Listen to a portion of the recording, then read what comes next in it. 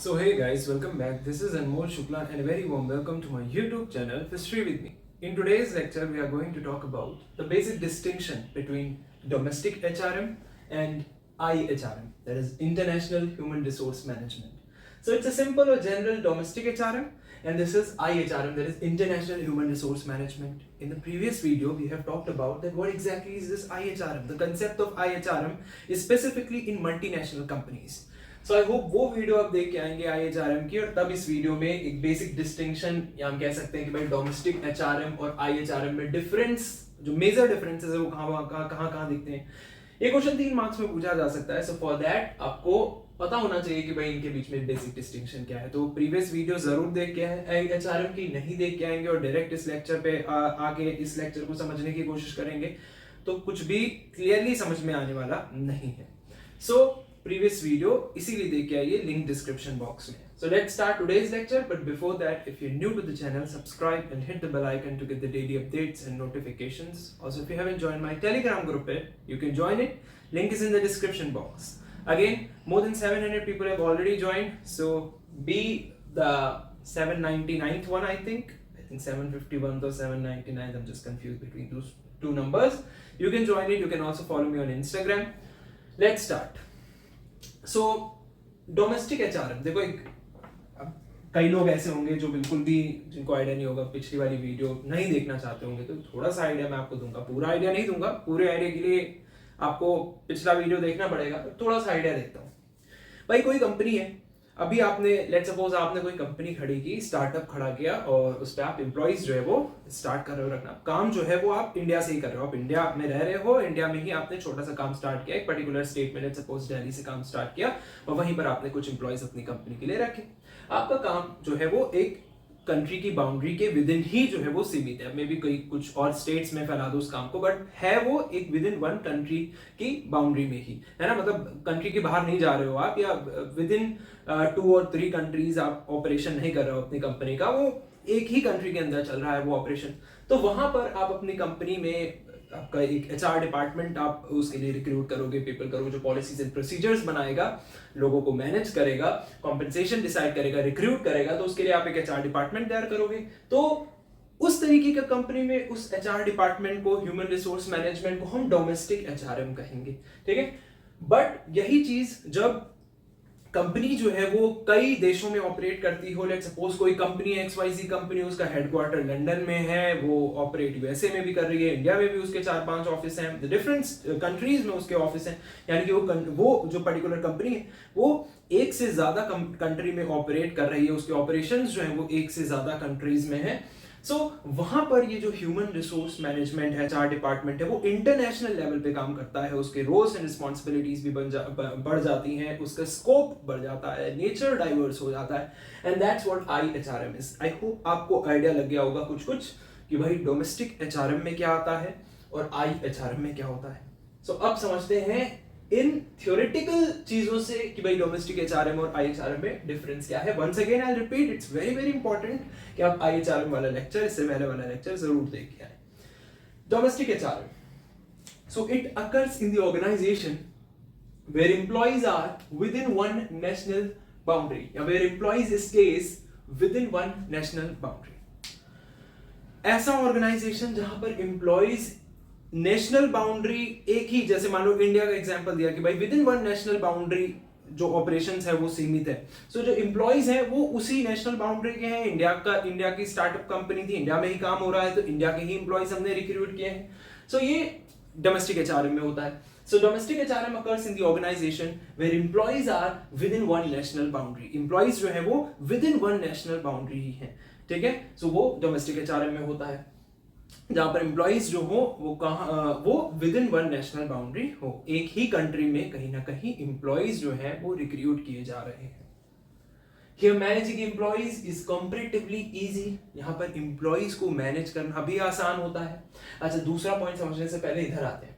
सो यहाँ पर हमने ये समझा कि भाई जो डोमेस्टिक एचआरएम है it basically occurs in the company या HR department, domestic HR department ये कहाँ देखने को मिलेगा? उन कंपनीज में जो कंपनी सिर्फ एक ही कंट्री में कहीं ना कहीं स्टे करे, एक ही कंट्री में कहीं ना कहीं सिचुएटेड हो, और एम्प्लॉइज जो हो वो विद इन वन नेशन ही हो, विद इन वन नेशन के ही हो, विद इन वन कंट्री के ही हो। कहने का मतलब मेरा ये है।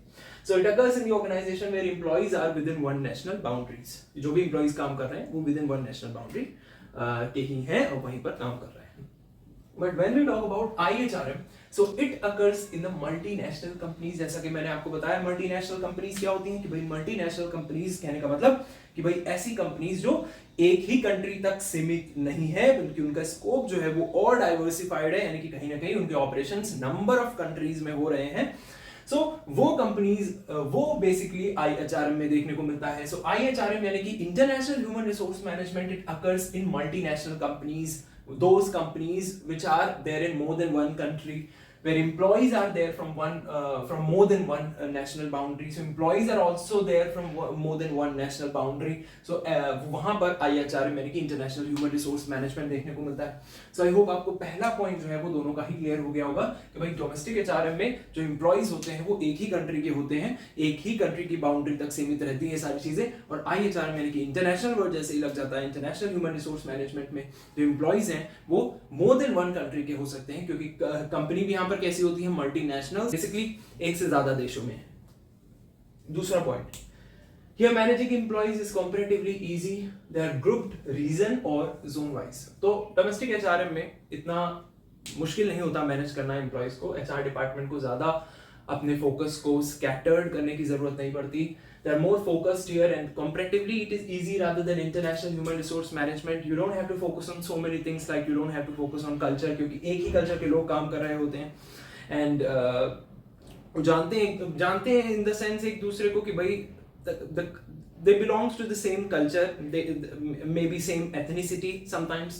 So here managing employees is very very easy, they're grouped based on region और zone wise, और HR डिपार्टमेंट के लिए उनको मैनेज करना बहुत आसान हो जाता है। ज्यादातर ये जो डोमेस्टिक HR ऐसी कंपनीज होती हैं, स्टार्टअप्स होते हैं जो कि एक ही कंट्री में काम कर रही हैं और उनके ऑपरेशन दूसरी कंट्री में नहीं है, वहां पर HR डिपार्टमेंट का जो विस्तार है, कहने का स्कोप जो है वो इतना देखने को नहीं मिलता है honestly.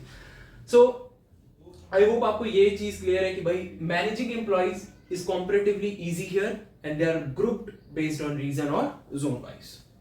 Then in IHRM here we manage 3 types of employees। यहाँ पर हम 3 तरीके के employees को मैनेज करते हैं, home country, host country and third country employees।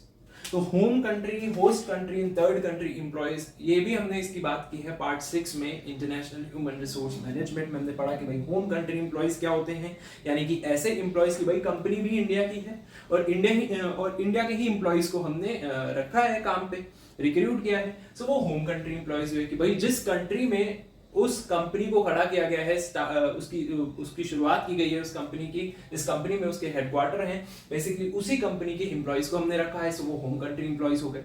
Host country employees का मतलब कि जो एम्प्लॉय है कहीं ना कहीं वो रिसाइड कर रहा है the subsidiary of A company, कि भाई कंपनी जो है वो एक से ज्यादा देशों में है, तो मे बी इंडिया में हेडक्वार्टर है बट वो काम कहाँ कर रहा है, फॉरेन में काम कर रहा है एज एन NRI, तो वो होस्ट कंट्री एम्प्लॉय हुआ। और थर्ड कंट्री एम्प्लॉय की भाई जो एक इंडियन MNC है जिसका हेडक्वार्टर लंदन में है और जापान का CEO है, so it's gonna be a third country employ. ये थर्ड कंट्री का एम्प्लॉय हमने यहाँ पर रखा है।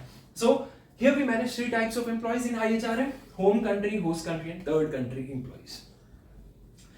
थर्ड थिंग, देखो यहाँ पर सबसे पहले यहाँ पर ध्यान दो, in IHRM compensation decision is very crucial here. Sometimes कई सारे एम्प्लॉइज को हम ऑन साइट पे भेजते हैं, लेट्स सपोज हम मैक्सिको भेज रहे हैं, USA भेज रहे हैं 1 साल के लिए या 6 मंथ्स के लिए किसी एम्प्लॉय को, कि भाई वहां पर रिक्वायरमेंट है, USA ऑफिस में रिक्वायरमेंट है, तो आप USA ऑफिस में जाइए, आपकी रिक्वायरमेंट है वहां पर 1 साल के लिए आपको वहां पर काम करना है। सो वहां पर उस बंदे का कॉम्पेंसेशन डिसाइड किया जाएगा फिर एक अलग तरीके से, जैसे कि कल वाली प्रीवियस वीडियो में मैंने आपको बताने की कोशिश की थी कि किस तरीके से कॉम्पेंसेशन डिसाइड कर सकते हैं। मे बी जो इंडियन सैलरी अभी तक उसको मिल रही थी वो तो मिलेगी ही, या थोड़ा बहुत उसमें इंक्रीज कर देंगे, और एक नई सैलरी उस करेंसी के बेस पर जिस कंट्री में वो जा रहा है उसकी मिलेगी। लेट्स सपोज यूएस में जा रहा है तो यूएस डॉलर के बेसिस पर उसको कुछ सैलरी दी जाएगी वहां पर रहने खाने के लिए एंड ऑल एक्सपेंसेस के लिए। सो इस तरीके से कॉम्पेंसेशन डिसाइड किया जाता है by the HR department here, जब हम किसी एम्प्लॉय को भेज रहे हैं ऑन साइट पे या इस तरीके के सिनेरियो में। So compensation decision is very crucial here. It is designed keeping in mind so many things, you have to keep so many things on table, and that you then number of people in the HR department they're going to decide for the compensation part of that particular employee. One of the thing that they keep in mind is taxes also. So बहुत सारी चीजें होती हैं उसमें। सो compensation decision बहुत important हो जाता है एचआरएम में। भाई डोमेस्टिक एचआरएम में ऐसा कुछ भी नहीं करना होता, based on the role, the worth of the role, कितना वर्थ है रोल, रिक्वायरमेंट क्या है, क्वालिफिकेशंस क्या है, एक्सपीरियंस के बेसिस पर, टास्क के बेसिस पर हम डिसाइड करते हैं compensation, which is quite easy here and it's normal and usual here in case of domestic HRM. Now IHRM की एक और खास बात ये कि here HR department needs to care for so many things, like the place where the employee will stay in case of migration, immigration के case में कहाँ रहेगा जाके एम्प्लॉय, उसका कॉम्पेंसेशन किस तरीके से डिसाइड किया जाएगा, किस तरीके से उसकी सेफ्टी मैटर करती है, कल्चरल एस्पेक्ट्स की भाई वो जाएगा वहां पर जहां का कल्चर बिल्कुल अलग है यहाँ के कल्चर से। लेट्स सपोज कोई इंडियन एम्प्लॉय अगर फॉरेन में भेज रहे हैं, यूएसए में भेज रहे हैं, तो हम चाहेंगे ना कि भाई कल्चरल एस्पेक्ट्स जो अप टू द मार्क हो, उस एम्प्लॉय को कहीं भी लेफ्ट आउट फील ना हो उस सिनेरियो में, उस कल्चर में काम कर जब वो करेगा उस पे। तो एचआर डिपार्टमेंट को सारी चीजें इंश्योर करनी होती हैं, कम्युनिकेशन, कल्चरल एस्पेक्ट, स्टे वगैरह की चीजें। सो ये सारी चीजें कौन इंश्योर करेगा? एचआर डिपार्टमेंट करेगा, इंटरनेशनल ह्यूमन रिसोर्स मैनेजमेंट करेगा, which basically occurs in multinational companies. I've already told you. So as compared to domestic HRM, there are more and diverse activities here, as you can see. Activities की भी बात हमने की in the previous video itself. So बहुत important हो जाती है अपने आप में वो video.